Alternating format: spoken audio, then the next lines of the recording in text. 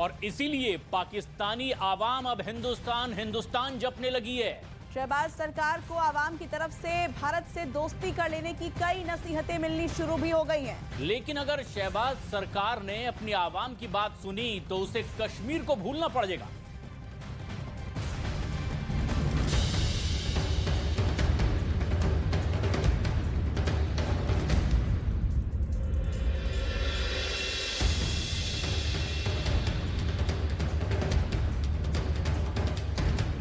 कहते हैं हालात के साथ सोच बदल जाती है। गुर्बत के मारे पाकिस्तानियों की भी सोच अब बदलने लगी है। अब उन्हें समझ आने लगा है कि हिंदुस्तान के साथ दुश्मनी करने में नहीं बल्कि दोस्ती बनाए रखने में फायदा है, क्योंकि पाकिस्तानी मानते हैं भले ही भारत और पाकिस्तान के बीच कट्टर दुश्मनी हो, लेकिन मुसीबत में भारत ही पाकिस्तान की सबसे ज्यादा मदद कर सकता है और उसे इस गरीबी के इस जंजाल से बाहर निकाल सकता है। पाकिस्तान की आवाम अब साफ कहने लगी है, हिंदुस्तान से लड़ने के चक्कर में पाकिस्तान ने अपनी बदकिस्मती का नसीब खुद चुन लिया है। हालात ये हैं कि वहाँ का मीडिया भी अब भारत की तारीफ करता नहीं थक रहा। बात करेंगे पाकिस्तान के अवाम से कि ऐसी क्या वजह है कि इंडिया की इकोनॉमी इतनी तेजी से ग्रो कर रही है। पाकिस्तान के लोगों को लगता है कि अगर हिंदुस्तान से रिश्ते बेहतर होते तो पाकिस्तान के सामने कंगाल होने की नौबत नहीं आती। इंडिया शायद हमें कर्जा देता इस टाइम, इन मसलों से इंडिया निकालता, लेकिन हम लोग अपनी एक झूठी अना की वजह से इंडिया से भी दुश्मनी बना ली हम लोगों ने। पाकिस्तान में शहबाज सरकार को जनता नसीहत दे रही है कि झूठी शान को भूलकर भारत के साथ रिश्ते सुधारे जाएं, ताकि पाकिस्तान भारत से मदद की उम्मीद कर सके। हमें अपने ताल्लुकात इंडिया के साथ बेहतर कर लेने चाहिए। जी, अपनी अना को खत्म करोगे तो बेहतर करोगे ना। बड़ा भाई होता है, छोटा भाई छोटा होता है। पाकिस्तान में सैकड़ों यूट्यूबर इस वक्त सब कुछ भूलकर पाकिस्तान की कंगाली पर वीडियो बना रहे हैं। ये वीडियो सोशल मीडिया पर तेजी से वायरल भी हो रहे हैं। आम लोगों के बीच पहुंच रहे यूट्यूबर के वीडियो से कम ये तो पता चल रहा है कि इस वक्त पाकिस्तान सरकार और पाकिस्तान की आवाम दोनों भारत की तरफ उम्मीद भरी निगाहों से देख रहे हैं, लेकिन उनकी करतूतें उन्हें भारत से मुंह खोलने की इजाजत नहीं दे रही। YouTube पर मौजूद ऐसे हर वीडियो में पाकिस्तान के लोगों को हिंदुस्तान की याद आ रही है। पाकिस्तान के लोगों का मानना है कि अगर भारत के साथ उसके रिश्ते बेहतर होते तो उस पर इतना बड़ा संकट कभी नहीं आता। इसलिए अब पाकिस्तान के लोग अपने हुक्मरानों पर दुश्वारियों का ठीकरा फोड़ रहे हैं। इंडिया की इकोनॉमी इतनी तेजी से ग्रो कर रही है। उधर के हुक्मरान चोर नहीं है। अच्छा। हाँ, और हमारे माशाल्लाह चोरों के भी बाप हैं। कहते हैं पेट की भूख सब भुला देती है। पाकिस्तान की जनता भी अब कश्मीर की तकरार को भूल जाना चाहती है और यही नसीहत अब पाकिस्तानी सरकार को भी मिलने लगी है। अगर ये इतने दावे करते मारे तो भाई जाके आजाद करवाओ ना।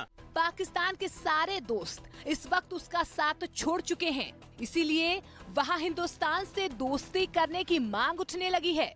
पाकिस्तान की हालत इस वक्त कटोरा लेकर घूम रहे किसी भिखारी जैसी है और ये बात पाकिस्तान के लोग भी समझ रहे हैं। इंडिया को हमारे साथ कौन सी जरूरत पड़ी, हम बेकारी कौम है। लोगों का दर्द इसलिए उमड़ा क्योंकि महंगाई की वजह से पाकिस्तान में पेट भरना भी मुश्किल हो रहा है।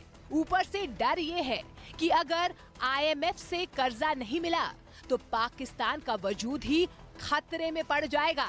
लोगों का दर्द इसलिए उमड़ा क्योंकि महंगाई की वजह से पाकिस्तान में पेट भरना भी मुश्किल हो रहा है। ऊपर से डर ये है कि अगर IMF से कर्जा नहीं मिला तो पाकिस्तान का वजूद ही खतरे में पड़ जाएगा और बहुत जल्द वहाँ भी श्रीलंका जैसा विद्रोह देखने को मिल सकता है। जब पाकिस्तान के प्रधानमंत्री के आवाज पर जनता हल्ला बोल देगी तब शहबाज शरीफ को जान बचाकर भागने की नौबत आ जाएगी।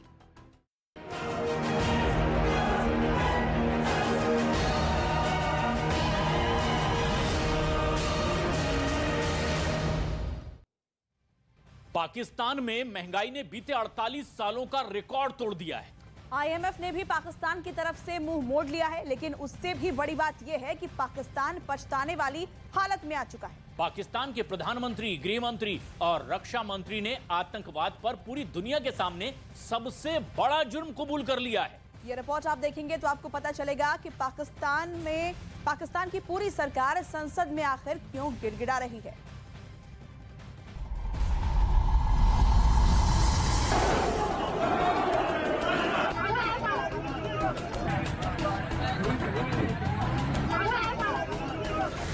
मुजाहिदीन जो है वो हमने खुद बनाया। दहशतगर्दी है, इसका शुरू में जो बीज थे वो हमने खुद बोए। पाकिस्तान की संसद में रोना मचा है। ये लैप्सेस हुई हैं, कोई जरूरत नहीं थी मुजाहिदीन तैयार करने की, लेकिन ये हकीकतें हैं, इसको जब तक कौम जो है वो फेस नहीं करेगी। सड़क पर आवाम बेमौत मर रही है। फिलफौर हमने फौरी, कवि और यानी मुनासिब इकदाम ना किए तो खुदा न खास्ता ये पाकिस्तान के दूसरे इलाकों में दोबारा फैल जाएगा।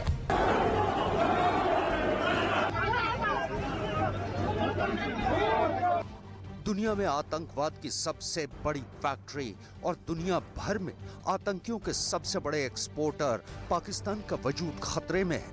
वैसे तो इस मुल्क में परेशानियों और चुनौतियों का अंबार है, लेकिन इस वक्त इस देश के सामने महंगाई, कर्ज और आतंकवाद जैसे तीन सबसे बड़े संकट पहाड़ की तरह खड़े हैं। आलम यह है कि जो दहशतगर्दी पाकिस्तान की कोख से पैदा हुई, जिसे यहाँ की हुकूमत ने पाला पोसा, वही दहशतगर्द अब पाकिस्तान के लिए भस्मासुर साबित हो रहे हैं। एक तरफ महंगाई से हलकान पाकिस्तान को कर्ज न मिला तो दिवालिया होने का खतरा, और दूसरी तरफ आतंकी हमले से खौफ ऐसा कि अब तो जो मुल्क संवारने का ख्वाब दिखा रहे थे, अब उन्हें ही पाकिस्तान का नामो निशान मिटने का डर सता रहा है। यहाँ पर बिला खौफ तरदीद कह सकता हूँ कि अगर हमने फिलफौर हमने फौरी, कवि और यानी मुनासिब इकदाम ना किए तो खुदा न खास्ता ये पाकिस्तान के दूसरे इलाकों में दोबारा फैल जाएगा, और फिर तारीख में मेरे मुंह में खाक कि हमारा नाम भी कोई लेने वाला नहीं होगा। शेखी बघारने के आदी शहबाज ने बड़ी शराफत से कैसे पाकिस्तान की बदहाली और बर्बादी का ठीकरा पूर्व प्रधानमंत्री इमरान खान नियाजी के सर फोड़ा है, आपको आगे बताएंगे। अभी आपको पाकिस्तान की संसद के अंदर का रोना धोना और सबसे बड़ा कबूलनामा दिखाते हैं। इज्तिमाई गलती, कौमी गलती ये हुई हैं, ये लैप्सेस हुई हैं, कोई ज़रूरत नहीं थी मुजाहिदीन तैयार करने की, कोई ज़रूरत नहीं थी कि किसी भी जो है वो आलमी ताकत या किसी के भी कहने पे हमें जो है वो उस लड़ाई में जो है वो शामिल होने की। इन लोगों को मुजाहिदीन जो है वो हमने खुद बनाया, और उसके बाद फिर दहशतगर्द जो है वो खुद बन गए। पड़ोसी का घर जलाने के लिए आतंक की आग सप्लाई करने वाला पाकिस्तान जब खुद दहशतगर्दी की लपटों में घिरा तो शायद यहाँ के हुक्मरानों का सच से सामना हुआ। लेकिन सवाल तो ये है कि क्या ये कबूलनामा सच्चा है या फिर महज दिखावा? इसकी पड़ताल भी हम करेंगे। अब जरा यहाँ संसद की चार दीवारी के अंदर ही रक्षा मंत्री की बात भी गौर से सुन लीजिए। ये जो दहशतगर्दी है, इसका शुरू में जो बीज थे वो हमने खुद बोए। जिहाद का बड़ा शौक था और उस जिहाद के सिलसिले में अमेरिका के साथ जो हमारी अरेंजमेंट हुई वो तकरीबन 8-9 साल चलती रही, और उसके बाद अमेरिका हाथ धो के फतह के शादियाने बजाता वापस चला गया वाशिंगटन के रूस को शिकस्त हुई। उसके बाद 10 साल जो है हम इस चीज से निपटते रहे।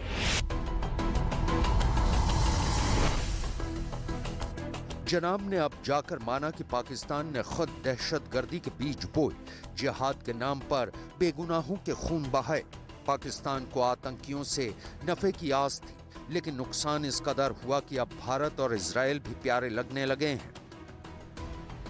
30 जनवरी को ही दोपहर 1 बजे का वक्त था जब पेशावर पुलिस लाइन की मस्जिद आत्मघाती हमले से दहल उठी। इस आतंकी हमले में 100 से ज्यादा लोग बेमौत मारे गए तो 220 से ज्यादा लोग जख्मी हो गए। इस आतंकी वारदात की जिम्मेदारी तहरीक तालिबान पाकिस्तान यानी टीटीपी ने ली है।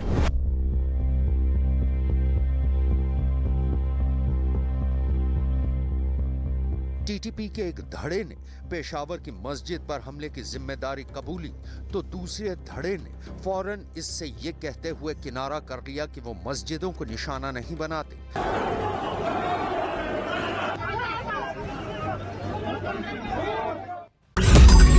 मैंने नहीं देखा इस तरह का चीट, इस तरह का क्रिमिनल माइंड पूरे जेल स्टाफ को ब्राइब कर देगा। मैं सोच भी नहीं सकता था। गवर्नमेंट फंक्शनरी को इम्पर्सनेट करता था, आवाजें बदलता था। टारगेट भी बहुत पावरफुल धनवान लोगों को करता है। ये एक ही चीज से रुक सकता है, अगर आप इसकी जीभ काट दो।